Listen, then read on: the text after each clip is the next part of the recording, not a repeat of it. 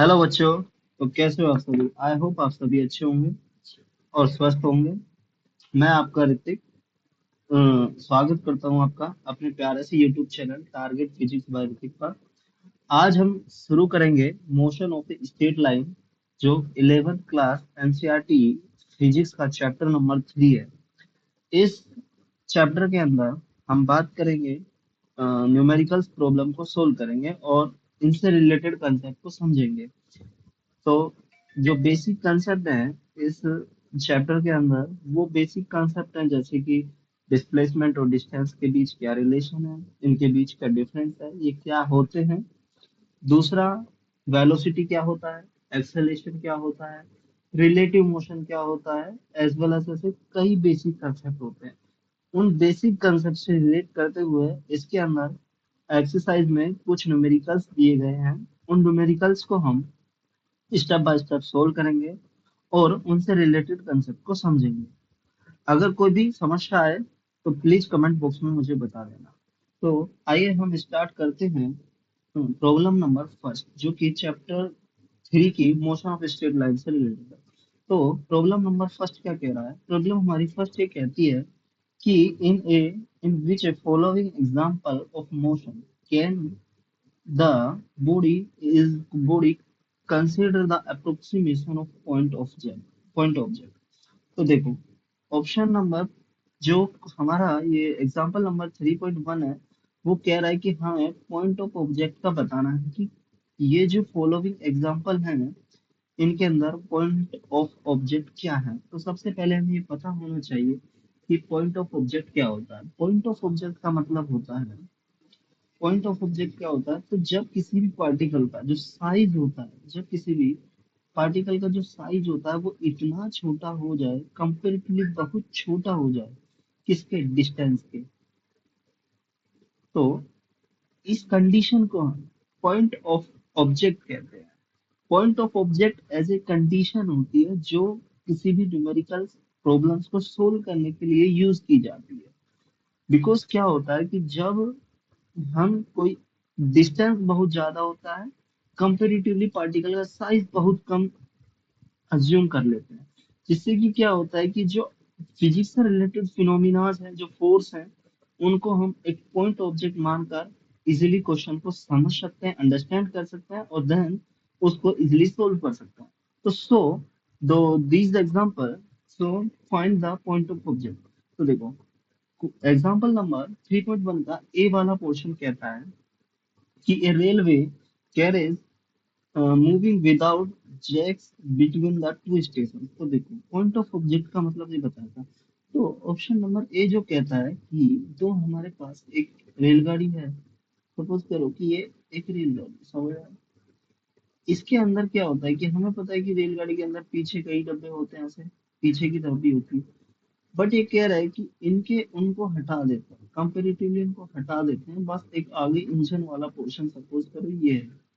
Okay, अब इसको हमें यहाँ रिमूव कर दिया, ये नहीं लेगा। ओके, तो हमें अगर स्टेशन के कंपैरिजन पूछे तो हमें पता है कि दो स्टेशन जो होते हैं रेलवे के अंदर, तो वो दो स्टेशन के बीच की डिस्टेंस जो होती है कंपेरेटिवली बहुत ज्यादा होती है, किसके के, रेलवे के। मतलब इस जो बोगी है आगे वाली, उसके कंपेरेटिवली ये जो रेलवे स्टेशन है दो, इनके बीच की डिस्टेंस बहुत ज्यादा है।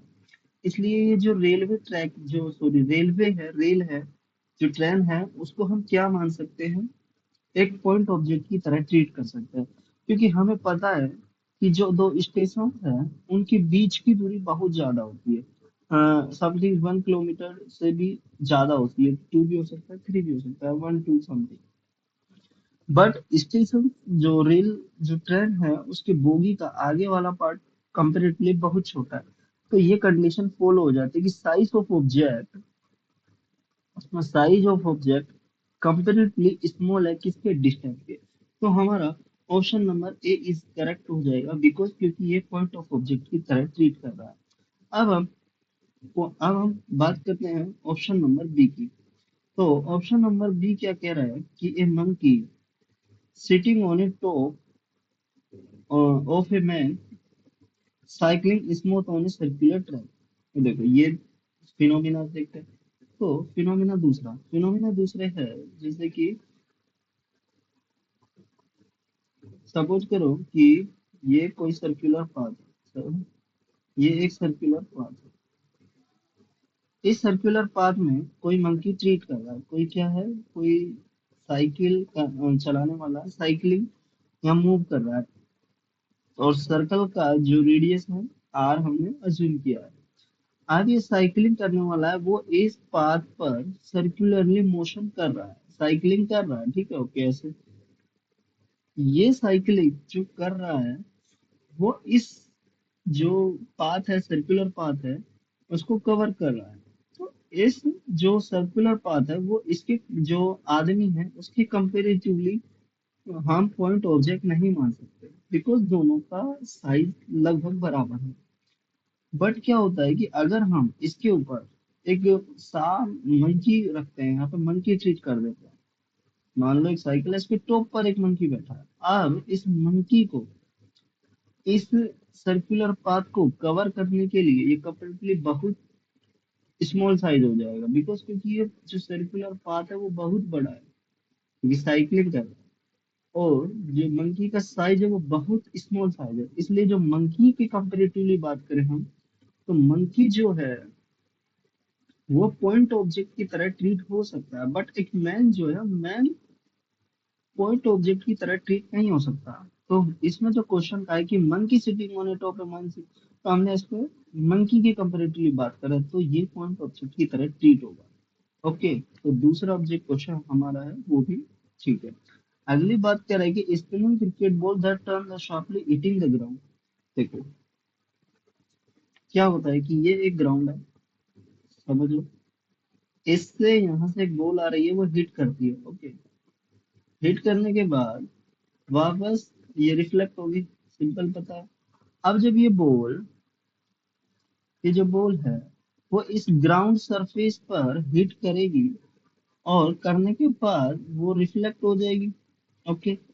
तो हमें पता है कि यहाँ से जब वो रिफ्लेक्ट करेगी बॉल, तो स्पिन भी करेगा, रोटेशन भी करेगी, स्पिन एंड रोटेशन दोनों मोशन करेगी। लेकिन कंपेरेटिवली ग्राउंड की बात करें तो इस बॉल ने इतने पार्ट पर इसको हिट किया है, तो यहाँ पर ये जो बॉल है वो पॉइंट ऑब्जेक्ट की तरह ट्रीट नहीं होगी, समझाया, बिकॉज क्योंकि एक स्मॉल एरिया पर इसने टच किया है, और बॉल के अंदर स्पिन रोटेशन ऐसे फिनोमिनाज है। तो अगर हम इसको पॉइंट ऑब्जेक्ट की तरह ट्रीट कर लेंगे, तो जो हम स्पिन है, वो रोटेशन जो फिनोमिनाज है, वो हम नेग्लेक्ट करना पड़ेगा। तो हम इसको पॉइंट ऑफ ऑब्जेक्ट की तरह ट्रीट नहीं कर सकते, ओके। तो हमारा ऑप्शन नंबर सी इसके लिए रॉन्ग हो जाएगा, ठीक है। नेक्स्ट क्वेश्चन है कि the trembling beaker that has slip off the edge of table. इसको समझो, इसको थोड़ा अच्छे से समझते हैं और अलग इस क्वेश्चन से तुम्हें और भी क्लियरिटी आएगी कंसेप्ट के अंदर। देखो सपोज करते हैं हम, हमारे पास ये कोई टेबल है, ओके। अज्यूम करते हैं कि हमारे पास ये कोई, वेट, देखो अज्यूम किया कि हमारे पास ये कोई में टेबल है, ओके। ये हमारे पास टेबल हुआ। अब अगर इस टेबल पर जो क्वेश्चन बता रहा है, वो कह रहा है कि यहाँ पर कोई बीकर रखा हुआ है, कोई भी सपोज करो कोई भी बीकर है, ओके। ये बीकर रखा हुआ है, बीकर किस पर रखा हुआ है, एज पर। एज पर की बात करेंगे, सबसे पहले इसको समझेंगे। अगर ये बीकर को हमने यहाँ से मतलब इसको टम्बलिंग करते हैं, या बीकर का भी छोड़ के चलते हैं, हम एक अलग पार्ट चीज समझते हैं। देखो हम्म, इस टेबल के ऊपर यदि मैं एक, इस पर हम एक मंकी बैठा देते हैं, समझ आया, मंकी। यहाँ पे हमने इस मंकी को बैठा दिया। अब ये मंकी इस टेबल पर मूव कर रहा है, ऐसे ऐसे ऐसे ऐसे ऐसे, ठीक है, मोशन कर रहा है। दूसरा, हमने इस टेबल पर एक एंट को बैठा दिया। यहाँ पर है एक एंट, ठीक है। ये एंट भी इस तरह मोशन कर रही है, इसी सिमिलरली इसी की तरह टेबल के अंदर। तो ये बताइए कि ये जो टेबल है वो कंपेरेटिवली किसके लिए ज्यादा बड़ी ट्रीट हो रहा है। तो हमें सिंपल पता है कि एंट के लिए, एंट के जो मोशन है उसके लिए जो टेबल है वो बहुत ज्यादा पाथ को ट्रेवल करना पड़ रहा है इस एंट के लिए। तो इस एंट के लिए जो ये टेबल का मोशन है, टेबल पर मोशन है, वो as a point of object है, ओके। और मंकी के लिए ये पॉइंट ऑफ ऑब्जेक्ट नहीं है। तो सिंपल आया। तो ये इसके अंदर, तो अब जो क्वेश्चन बोल रहा है वो क्वेश्चन में कहा है कि यहाँ पर एक बीकर है। बीकर क्या है? बीकर को, सॉरी,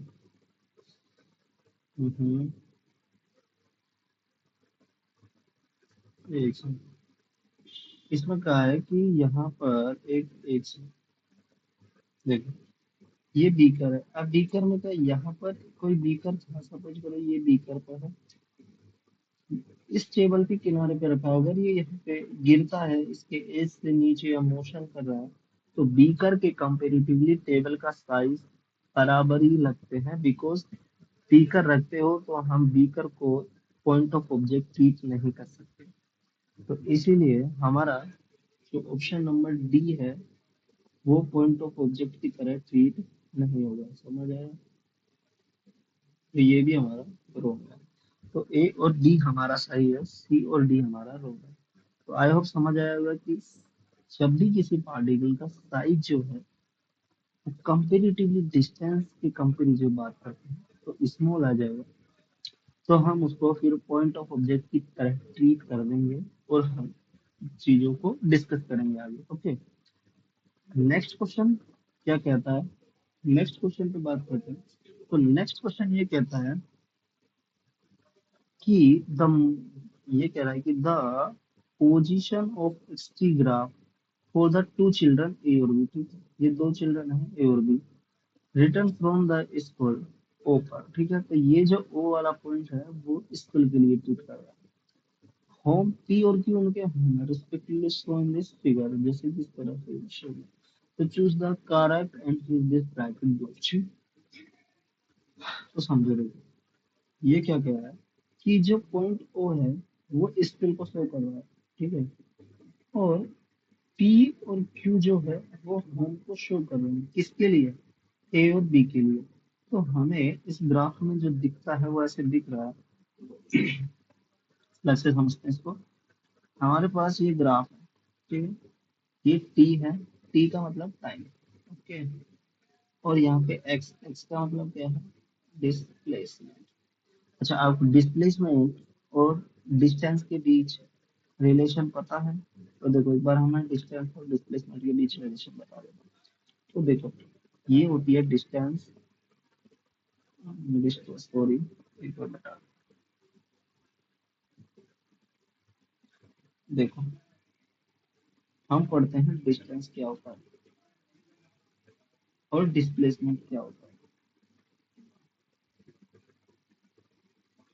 तो देखो, ये कोई सर्कुलर पाथ है, सपोज करो यहाँ पर कोई ऑब्जेक्ट ए है। ये ऑब्जेक्ट इस सर्कुलर पाथ पर मोशन करता है और अपने इनिशियल पॉइंट पर आ जाता है। तो क्या होता है कि डिस्टेंस तो हो जाएगा 2 पाई, पर डिस्प्लेसमेंट 0 आता है। बिकॉज, क्योंकि डिस्प्लेसमेंट क्या होता है, इनिशियल और फाइनल पॉइंट के बीच की स्मॉलेस्ट डिस्टेंस होती है। तो हम लिख सकते हैं initial and final point smallest distance, ठीक है, that called is a displacement. दूसरा एग्जांपल हम, ए पॉइंट यहाँ है, एक और एग्जांपल समझते हैं इससे। देखो, एक और एग्जांपल को समझते हैं।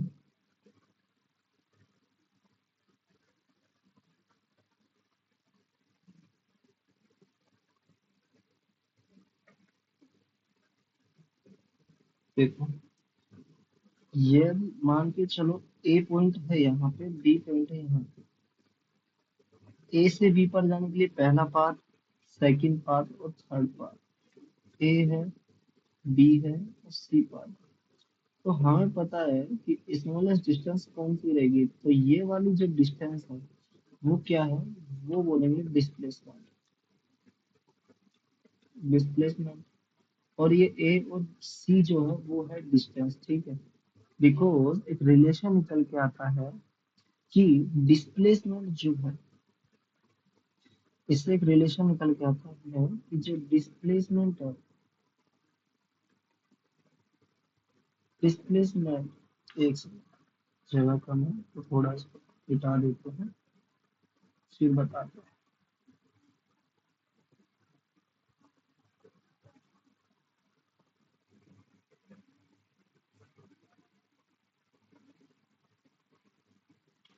तो देखो, जो डिस्टेंस है, सॉरी डिस्प्लेसमेंट, हमने दो एग्जांपल पढ़े, इससे एक रिलेशन निकालते हैं।